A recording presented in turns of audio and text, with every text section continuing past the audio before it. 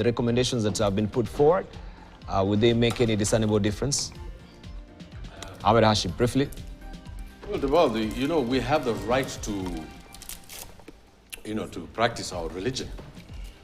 We are free, that's under the Constitution. But we also have a right from religion, you know.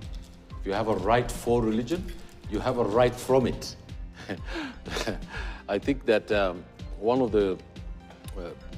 the things that we have seen is that religion in Kenya is a major driver of conservatism. None of the clergy and the ones of the mosque and the ones of the temple were in the demonstrations that happened in this country.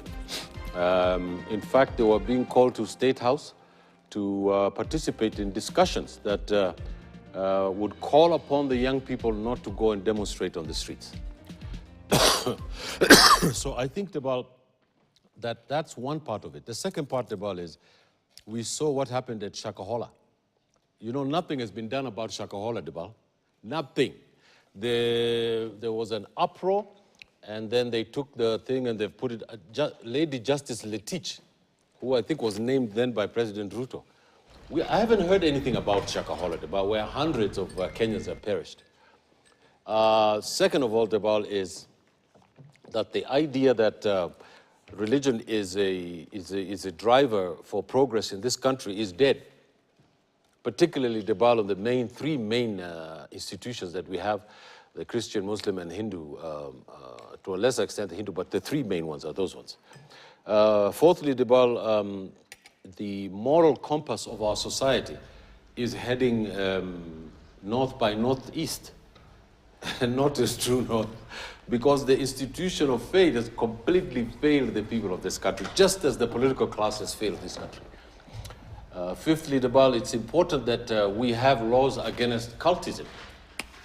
We have laws against people who believe in the occult.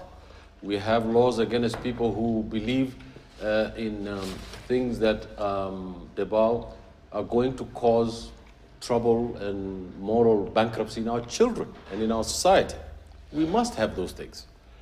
But Debal, if the moral compass of faith institutions in this country is just to visit State House and give them a report, and the government is going to shelve that, and the government is just using the institutions of religiosity in this country as a way of propping up its political administration, Debal, it means that the faith communities have failed their members. Lastly, Debal, Jesus Christ said, "I am the way." He did not say that I am the avenue, I am the highway, I am this. You know, corruption, Debal, is the major thing in the institutions of faith. And Debal, this corruption has become a way in which people become pastors. I was speaking to my friend who is much more learned here on the right about these things. And once you, Mr. Dr. Hassan, once you create a church and you have a collar and you come from a place there in Nigeria called Lagos, south of Lagos, you come here and you set up your church, and these poor people down here who do not have direction, moral direction. And this is a way of doing corruption. Drug cartels have been known to bring drugs into this country through institutions of faith, which claim to be institutions of faith. All kinds of corruptions, Debal, have been used in this country by people of the cloth, from all the religions. So, Debal, it is important to me that maybe 2 years now, or maybe a year and a half, since the shocking Shakahola deaths, that still nothing from the religious institutions is there to continue to burn the light and say this is what we've gone wrong here. And the government has not continued on the path of investigating, in my view, what has been happening there.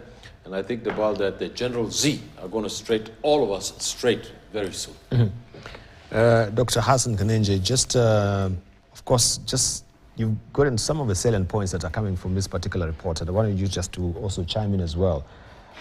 Do you find anything that is really new with this particular report? Because it really seems, save for maybe the religious commission that they want to form, there is nothing that is discernibly different from other reports that we've had previously regarding even the devil worship extremism as it is right now. What is your assessment? I think what is new is we're responding to the aftermath of Shakahola with regard to understanding of cultism. Now, I have my own reservations with regard to prosecuting people for devil worshipping because you can't prove it. Okay, just like you cannot prove I'm worshiping God. Okay, and neither should we even worship people prosecute when we say they're worshiping the devil. That is their right. They can worship horses if they choose to. Okay. What is problematic is if in the cause of that worship it compromises the safety, security, and freedom and liberties of Kenyans and violates their human rights as well as constitutional rights. So if he does that, then of course something has to be done. Number two, it's also coming at a time when it was important to start having a discussion about proliferation of religious institutions as well as places of worship. I come from a small village somewhere in the North Rift, and along a stretch of 1 kilometer, there are almost 15 churches. Okay, some of them are just one room, and it calls themselves something international church. Most members have barely, even visited any city. But that's the vision, Yes. It starts small. The truth is, and I'm going to say this, if it's going to be controversial, that is okay. Churches, and I'm saying churches, and deliberately, I'm not talking about temples, I'm not talking about mosques, I'm talking about churches have literally become business enterprises. The business enterprises. Two, have come places for crime, money laundering. Have come places when our brothers from West Africa, they actually use to do wash, and everything else you can think about. But they also have come places for utmost impunity. Not too long ago, a few years ago, we were discussing about a pastor, apparently, who ran into somebody that caused an accident, and, well, they got away with it. See? But then these are also places that literally turning Kenyans into zombies. There is a way in which people are so hypnotized is not different from those who get hypnotized by Osama bin Laden, and they're literally used by vessels to do whatever they want to commit. I made a joke that I could not understand why a lawyer from Western would walk away from Western, leave Jehovah Onyonyi, leave John the Baptist, and who is this other guy? Jesus of Tongaren. To go and look for Jesus in Mombasa, when he's left God himself and Jesus, while that was a joke, that's the degree to which we have allowed them to take control of our masses to an extent where they're actually becoming suicidal. This is the only continent that has probably more prophets than professors in one village. See, and it does not bode well for us. It does not bode well for national development. You see, we are creating zombies. We are creating people who are pacified. How can someone come from Ghana or Tamale, northern Ghana, comes here, and no pun intended for my Ghanaian friends if they're watching, and somehow comes to promise Kenyan women, you're going to get husbands, and then KICC is full. Come on, it doesn't work like that, But somehow we just go along, and they are collecting money. So I have always been an advocate, number one, just as we've been very keen when we started fighting terrorism in this country, we started paying attention to especially Islamic religious institutions, how they are funded, where they're getting the resources from, and we've gone so hard on them, to be honest. Yeah, very. Extremely hard, sometimes even unfairly so. We should also ensure that the sources of funding and the tax compliance system works, So we can know exactly what is going on. Because if you are a church or you're a mosque or you're a temple or you're a synagogue, and yes, we have some synagogues in Kenya for those people who did not know. If you're not doing anything wrong, what are you hiding? You don't need to be hiding what you're doing from your members, your congregation, neither do you need to hide it from the government. And fundamentally, there are a lot of religious institutions that are making tons and tons of money, that they're not accountable, neither is that money going to charity, is buying people Land Cruisers, Porsches, and others. I suggest that kind of money should be taxable. They should pay. Because if it's going to profit individuals instead of missions, instead of charity, then you have no reason to talk about, oh, we need to be exempted because we are a religious institution. No, you are a business enterprise and you should pay taxes just like all of us. And I'm sure the president is going to be happy if he can actually collect more taxes from some of these businesses because we are running out of money. And so for them to be given preferential treatment when the net gain they actually bring to the country is negative, it's not even zero, it's negative. Because I have not seen anywhere from an economic perspective where you tell me, well, because we've been having a lot of churches, now the economy has grown by 0.3%. No, it hasn't. In fact, it makes people idiots most of the time because they're being hoodwinked. They don't even want to work hard, they don't go to school, and somehow they believe on this some nonsensical prosperity that just as long as you pray, you're actually going to make it. No, you need to work hard, and we need to encourage a different culture in Kenya instead of the kind of culture that was used to colonize us as Africans. What sort of growth do you expect from the economy or from churches since the NGOs, non-profit organizations? Well, that is why we, as a country, we have a parliament and we have a government. And parliament, of course, part of government. And we have to look at the circumstances that can speak to our own. Of course, we don't want government to be poking our nose into things we're reading and how we're praying to God. That's okay, we are a secular state. But at the same time, we cannot have a parallel state that is running its own economy, somehow controlling people. This is what leads to a mess. And cultism has done a lot of bad things to countries. And we just cannot allow ourselves to get there. Now, we know that this kind of criminal cultism, what I call gospel profiteers, they're going to fight back. They're going to go and call their parliamentarians and tell them you need to go to parliament and vote that thing, vote against that thing. They're going to fight back. But as Kenyans, and I'm sure even Gen Z, they have seen how compromised, generally, the religious community has been in this country, the extent where they simply stop being the conscience of the country, of the society, the way and the role they had served so beautifully that the church in Kenya and the clergy was admired world over because of the role they played. Today, it's in the dustbin, it's actually the toilet. Mm-hmm. All right, let's hear from Professor Kagwanja, your reactions as well. Do you hold with the view that is being put across by Dr. Kanenje? That they've lost their conscience, they're actually in the dustbin, some of these, they should be taxed? Now, let's first of all start by observing that the roots of both the two faiths that are dominant in this country have left a very bad taste in the mouth for the past. The Christian church, for the better part of our history, has been identified not with the popular cause of the people, the quest for freedom, the quest for liberty, the expansion of the space for democracy and so on.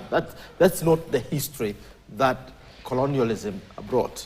But at the same time, the faith, whether it's Islam or Christianity, has been identified with the expansion of services, particularly welfare services, issues of charity, issues of kindness.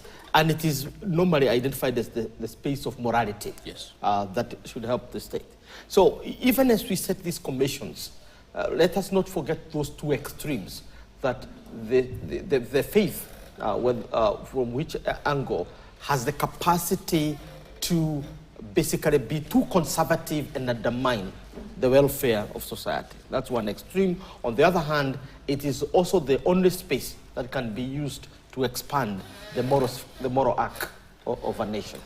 Now with that, the rest are examples of what we have seen happening, and possibly what the reaction of the regimes, the various regimes are. Take, for example, the post-genocide Rwanda has had to basically bring the state to control the church because of the role the Catholic faith played in that country, in the genocide. Yes. It was actually the facilitator of the killings.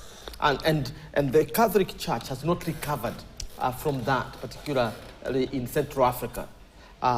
So that is one extreme where the church is actually, a culprit, or even the perpetrator of very heinous acts like that. And closer home is what Shakahola is to us. And we still have to get to the bottom of it, and I challenged those state officials and others to tell me whether the Shakahola victims went to their creator with their organs. That one we have never known. Whether they went to their creator with their kidneys, or that they went to the creator with their hearts. Because Shakahola is basically synonymous with the crime. The church has become synonymous with the drug trafficking, and now we are arguing even organ trafficking. Because there's no way that such a multitude of people would commit suicide to go to their creator, and they move all the way from Western Kenya, the vast majority of them, to commit crime at the coast, near the ocean, and near a place where trafficking is easy through the open sea, without monitoring by our security forces. So it leaves a lot to be desired. Now, the other thing that has irritated, for example, the Gen Z, is the rampant misuse of the church for political ends. And in this case, in 2022 election, we saw this misuse of faith and the convergence of the political class that profess to be more faithful than others, and the church, in order to manipulate the politics of the republic. And now the church has left with very, very dirty hands, because I know some of my colleagues and friends in the church, basically say, mea culpa, we didn't know this was happening. So there is that kind of self-recrimination because of falling prey to the politician of the day. And therefore, when you hear the Gen Z talking about occupying the church and so on, it is the urgent quest to cleanse the church from its own misdeeds of overstretch in terms of what happened the other day. I agree with Dr. Hanenje on the issue of devil worship. Let it be as it is. Let's not get to that area, because we are going to get to another area of the witchcraft where it becomes mob lynching, killing, because you cannot prove devil, you cannot prove worship of devil, and you cannot prove. This is not empirical. We do know that you have your faith. I'm personally a Catholic, and I strongly believe in the Catholic faith. And I would do anything to protect the Catholic Church. And in that regard, people are known by what they are. The Constitution is very clear, the freedom of worship. It doesn't say what you worship. You remember the Julia Bell's song. If you worship grass, you worship snakes, you worship everything, as long as there is something you worship.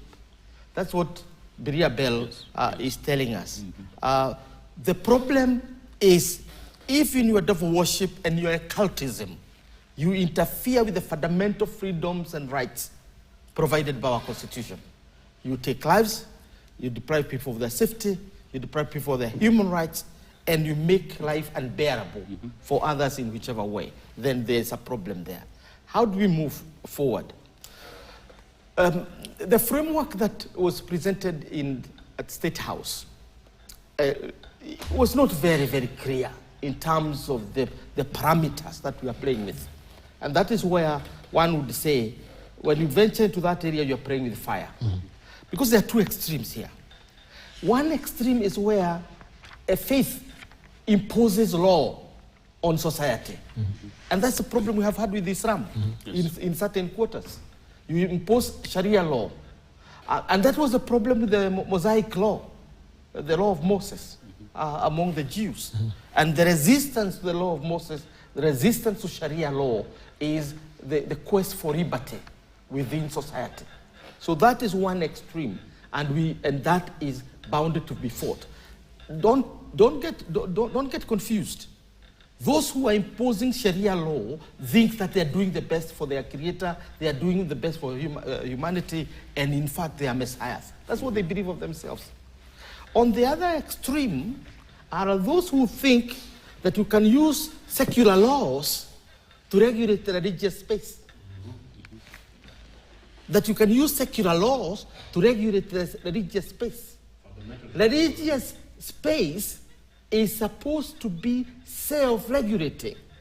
It's the space of morality, it's the space of spirituality, and it is a space where you transit from the world to the other world. It is that fluid, and you cannot regulate it effectively. And therefore, when Mutava Musiemi and others are looking at it, let them not open a Pandora's box where you think you can regulate a church like a company. Because what you see there, ticking the boxes, it is basically regulating a company.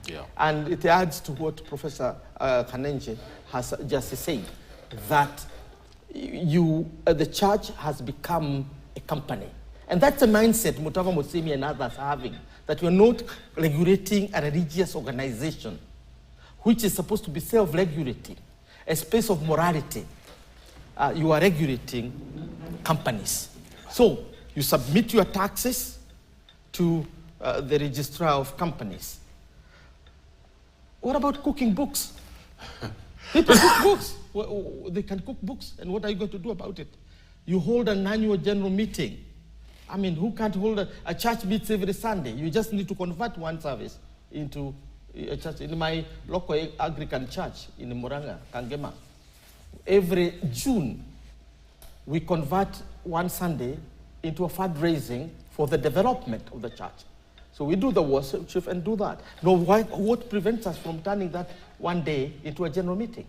So, in other words, I see a great naivety in the report that's presented here. And the naivety is to imagine that you can use the same secular laws that, regulates companies and corporations to regulate the church. That is just half of the game. I think we need to begin a serious program of moral regeneration. And the moral regeneration, what one is talking about, is not uniquely the church. It is not uniquely the faiths, including Islam. It's a moral regeneration that must sweep through the whole of our society. Why must it sweep through the whole of our societies? The crisis we have today is that of a leadership without values. When we're talking about corruption, we are talking about embezzlement. We are talking about extravagance and showy spending. You are driving a car as a public servant that the country cannot afford itself. 1 million the size of your salary. Yes, and when we get to that level, the battle is not with the church. Don't narrow this fight to the church or to the mosque. Let's not treat it. It is a quest for a new moral order, and that moral order must touch the pulpit, must touch the court, must touch the podium, the political podium, where the politicians are. That is the kind of change we need. A total rebirth, a moral rebirth of our country. Right. Let me rope in Dr. Ken Obongi here as well, to just get your reaction, because I think there has been also a suggestion that there should be some civic education in the quest to try and curb also religious extremism. I think we can go beyond civic education and include something I call We need to have comparative religion taught to our people from the time they are very young, to be able to appreciate that the world has a lot of diversity in Gender religions. also tolerance as well. Yeah. Yeah. I'm sitting here with a staunch Catholic, Professor Kawanja, on my right. I'm a Seventh-day Adventist follower. My brother here is a Muslim. My brother there is a Muslim. Yeah, I don't have to believe in what they believe, but I respect what they believe, and we can coexist. For me to respect that, I need to know it. I need to know that if my brother comes to my house, I should not serve him pork if I partake of pork. Prof needs to know that if I walk to his office, he cannot offer me a glass of wine, because that's very offensive to a Seventh-day Adventist like myself. So what I'm saying, Dibal, is that religion is actually an important component of society. And historically, different religious organizations in this country have played a very important role in the provision of social services, in being the moral compass of society. Over the years, in the days when we didn't have opposition in this country, even in politics, the church was, quote unquote, the official opposition in this country. I remember very vividly the days of Bishop Ndingi Mwananzeki in Nakuru. You know, I remember very vividly the life and times of Alexander Kipsang Muge. I remember very vividly the days of Bishop Okulu. You know, these are names that are in the right chapters in history of liberation of this country. Without religious institutions, some of us will not be sitting here today. All my life, I started my schooling in my village by going to a Catholic nursery school. I went to a Catholic primary school. Then I closed over, went to a friend's secondary school, the Quakers. Then I did my high school from a Catholic high school. You know, essentially, when you see me here, I'm an embodiment of the services that religion has offered to this country. But then, if you go to the flip side of that, there are certain religious groups that have done more harm than good to the country.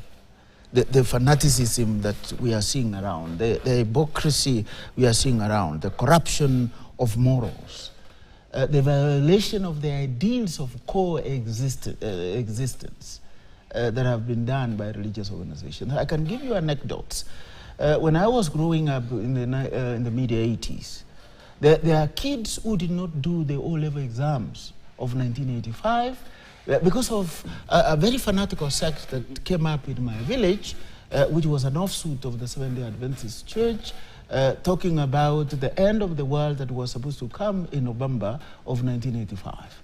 So these youngsters thought we do not need certificates in heaven. So they didn't do that exam. They are still rotting in the village. Much more recently, a friend of mine went for a sabbatical leave, I think in Canada. I don't want to be very specific on this. When he came back, 9 months later, he couldn't find even a table, even a chair to sit on in his house. Why? The wife had donated these to a church. He said he had given them to the man of God, as if we are men of the devil. You know, the guy followed up and he couldn't get his things, but the marriage ended. Again, much more recently, there is something that is going around us, the prayer relays, where men and women are praying throughout the night without sleeping. It's a very scary situation, Diba, waking up in the night and finding your wife dancing around the bedroom in the name of prayer. You know, it is. Recently, my student blacked out in class, you know, and I was asking, what is happening? I was told she has been fasting and praying for almost 14 days. completely without eating. And she blacked out. Another incident, a student in an exam took a pen, wrote the name on the answer sheet, and closed the answer sheet, went into a session of prayer, forgot to write an exam for her. Look at that. That's a practical situation. Okay. Yes. So what in your class? Yes. What I'm saying is that some of these sects have done a lot of harm. Shakahola is still very fresh and very new in our mind. The question we need to ask ourselves, therefore, the Motava Musimi report, has it come with proposals that will actually handle and resolve the fundamental problems that lead our people into such a desperate situations? It is not spirituality. For example, it's poverty. When you look at the people who are confused, majority of the people who went to die in the forests, in the coast, in Shakahola, are very poor. They are least educated, a number of them. I'm not saying the educated are not confused, but just look at the profiles of some of the individuals who died in Shakahola. They were running away from the shackles of poverty. Thank you. They were running away from the shackles of ignorance. Is this report going to solve that? I don't know. Prof, help me understand that report, saying somebody has to have a minimum certificate and standards, How is that going to help?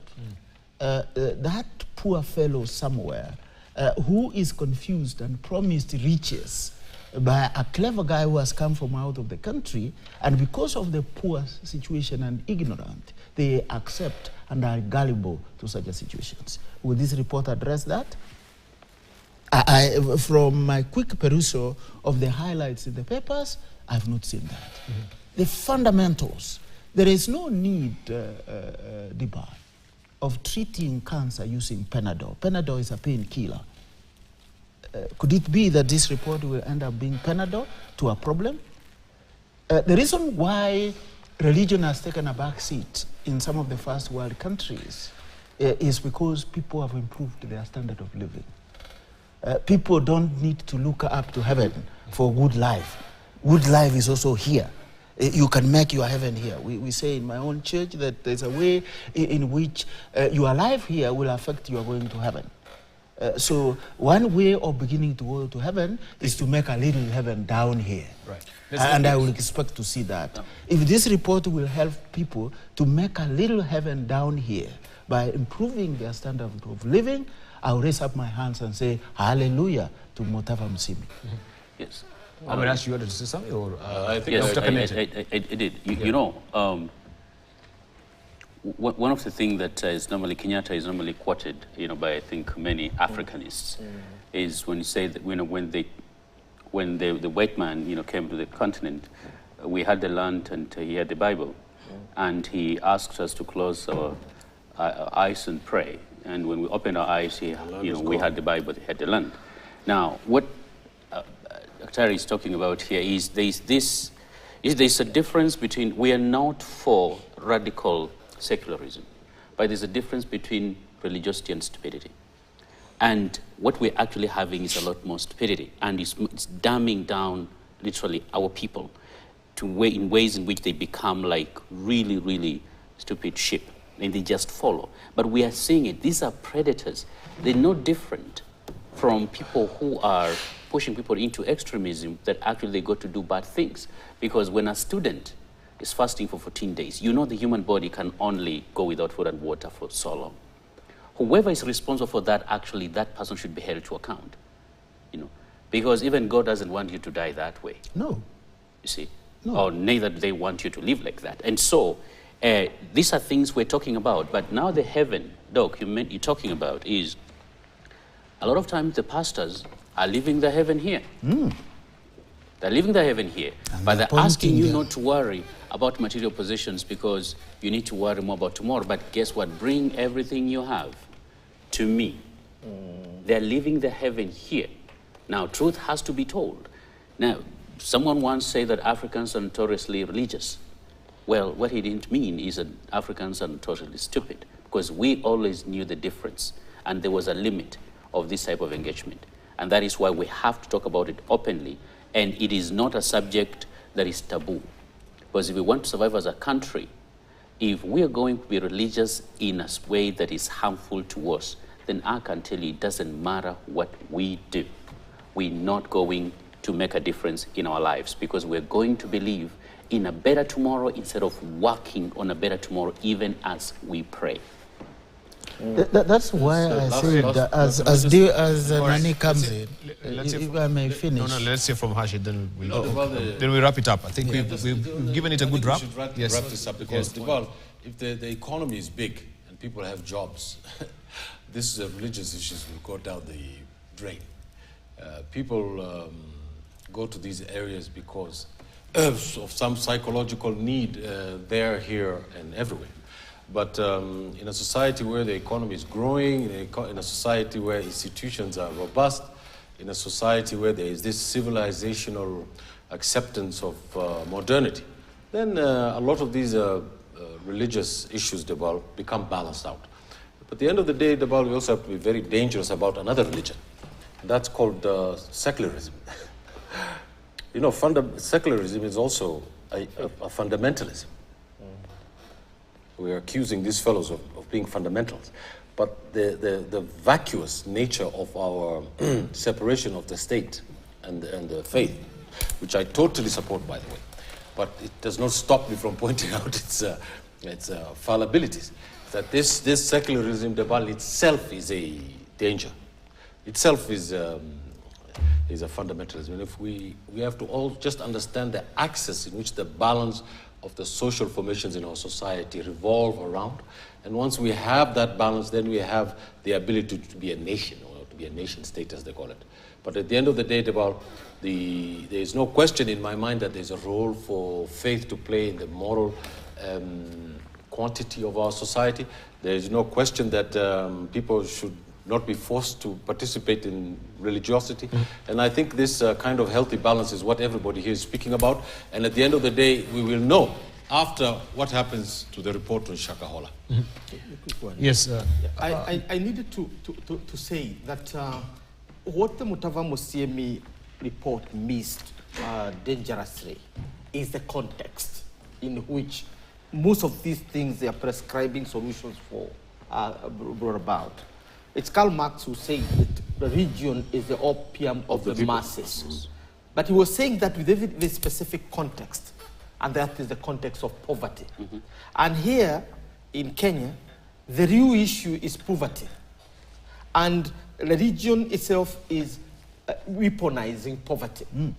It's misusing poverty in order to entrench itself. And that's why you find some of the prescription by leaders of these faiths, the so-called false prophets, are to the extreme, prescribing the impossible.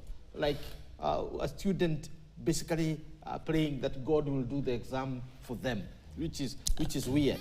Now, so the Mutava Musiemi report needs to venture into a completely new area where in the past, even as we condemn the priest, the white priest, the Italian, the Irish priest, who came to our areas and told us to close our eyes, and the moment we opened, the land was gone, the Bible was there, and there was somebody with a gun to ensure that order remains. That's why the Catholic Church is the biggest landowner in Kenya. That's fine. So moving forward, there are two spaces.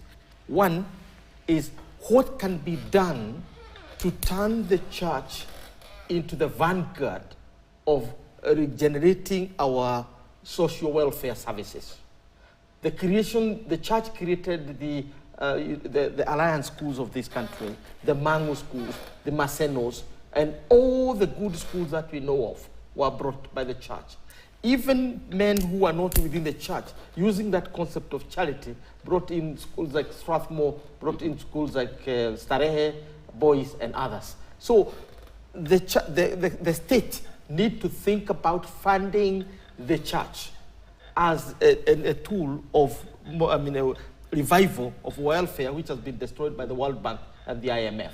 That's one. Two, how do we use the church to bring out this new moral order that we're fighting for, so that the church is not at war with the young generation of people, like we have seen as it were? And thirdly, how do we depoliticize the church? Now we have a new constitution, so we don't need the church as an opposition. We don't want the men and women of politics using the pulpit for their own self-aggrandizement. The church is beginning to get ridiculed for no reason, just because when there's a senior politician is in the church, it's like the bishop and everybody else. And you've seen very, very, very venerated bishops behaving like they are part of the choir of the politicians.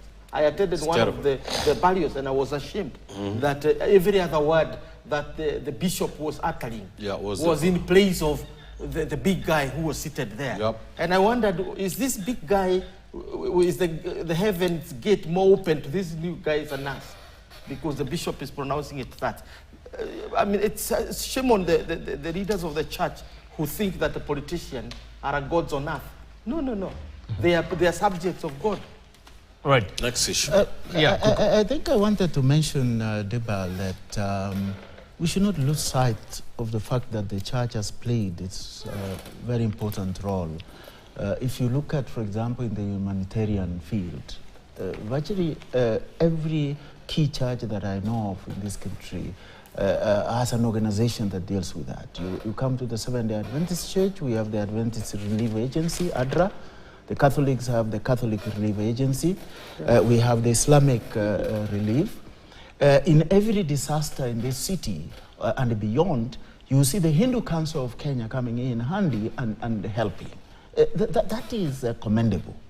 But what we are saying this morning, the delusion that is created by the prosperity gospel peddlers, that separates rationality from spirituality, is actually the problem that we have to deal with. It's the American singer Jim Reeves who said, "This world is not my home. My treasure is built in the blue sky yonder." And the people have taken that literally. Since this world is not my home, I should not live here. I need to be headed there. That is not what Jim Reeves meant.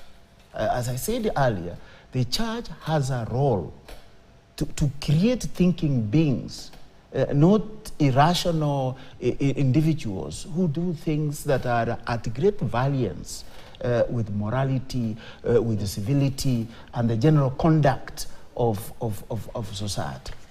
Because we have witnessed that. I tell you, there is an epidemic currently of people praying throughout.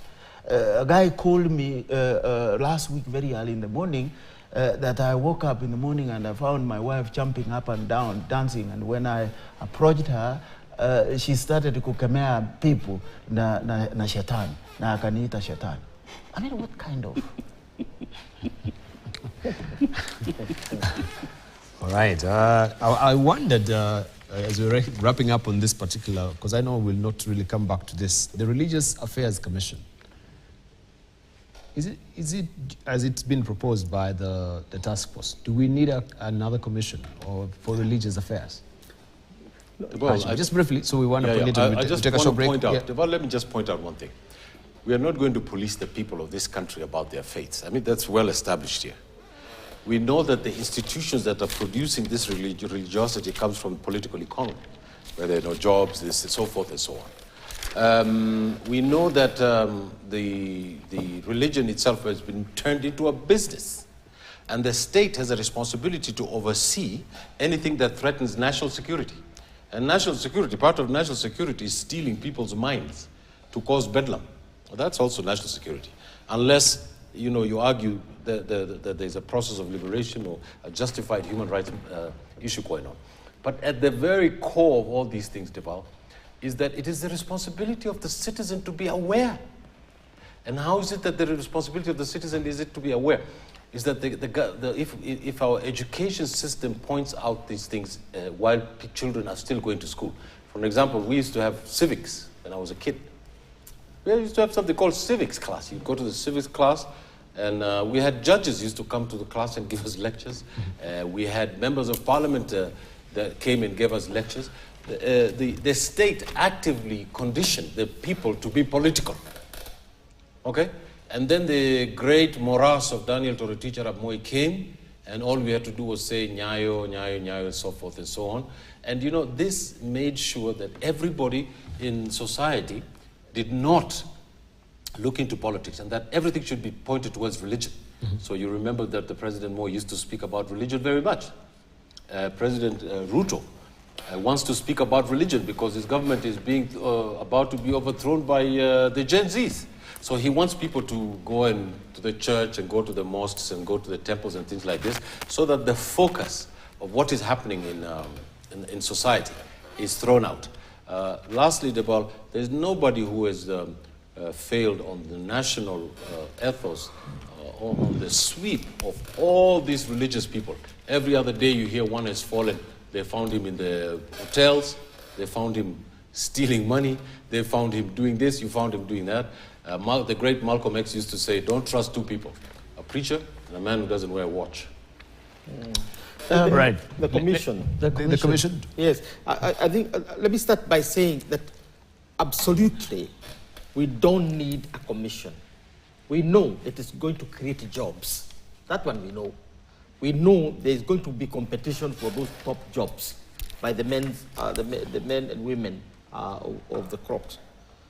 But the truth be told, that we have more organizations to govern the church, that we don't need a commission. When I was growing up, I knew NCCK. That's how I got to know Mutava Muchemi. We have several Catholic organizations that govern the church. EAK as well. Yeah. We also have numerous other organizations have emerged. Is this not the time to merge all these organizations into one apex for the purpose of Kenya, and which is not regulated by the law? Because the moment you bring a commission, you are telling the state to govern the churches. And that, I think, for me, is very dangerous. And it is going to be self-seeking. It is going to get the church into state politics. And the church is a separate organ, or even the faith generally. Go to our Muslim brothers. It's the same. They have their own organizations, and they are running perfect. To be honest, they are running perfect. So the idea is, what do we need at the national level to ensure that we have a sharp instrument for the moral regeneration process that we want, for the purpose of reclaiming the space of charity, reclaiming the state of welfare for the church, and the church being useful as an instrument of poverty alleviation or poverty reduction, because that's what it is not doing. Poverty reduction through what Dr. here is calling in prosperity gospel. Prosperity gospel cannot be poverty alleviation instrument. We have to move from that psychology of poverty alleviation through players. You cannot. Profit work is made through two things. You are either selling a service or you are selling a commodity. There are no three ways. You sell a service or you sell a commodity. That's how you get money, and that's how you get rich. So you cannot play your way into prosperity. It's a lie that should be condemned. Apostle Dr. Hassan Kadenji, then we wrap up on it. Religious Affairs Commission, you think is a prime solution to actually address what we do have as a country? Or is just adding to, there's so many commissions that we have? No, while I won't care much about its existence, I doubt if it's going to have a fundamental impact with the kind of problems we're facing, especially the kind of predatory religiosity that we are seeing from sections of the clergy and sections of religious institutions. We need something more than that. But at the same time, we really have to be realistic. And I know this may sound controversial to a country that is notoriously religious. One step that was done, and I'm a person of faith, as many of people here, is, unfortunately,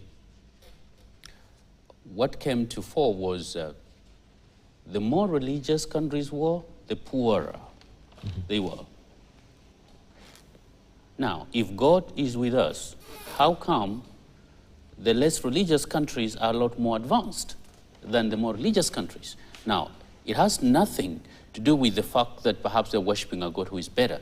It's just that sometimes we take religion too far that we actually stop working. We are like, you know, you're Christians, so you know the initial divisions. You have a group that went back to Jerusalem waiting for Jesus to come back. Yeah. Of course, he didn't come back at that time, you know, but they still went there either way.